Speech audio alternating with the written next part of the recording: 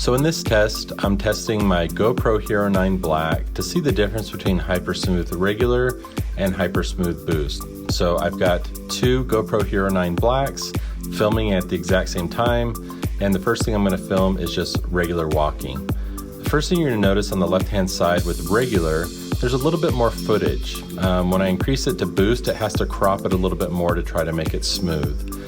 And as I'm watching this, I don't see much of a difference.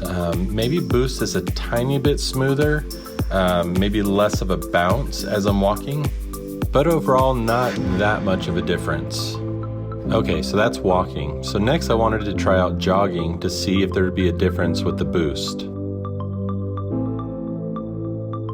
Okay, right away I can see a difference that the boost is smoothing it out a lot more than the regular is.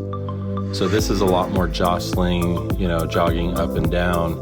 And so here I am seeing a difference that the boost is actually making a difference.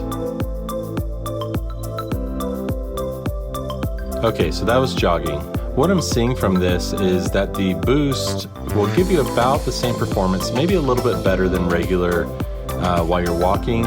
But if you need to jog or run, you definitely want the boost on. That's where it's going to make the big difference. So that's my comparison of the GoPro Hero 9 Black with the HyperSmooth Regular versus HyperSmooth Boost.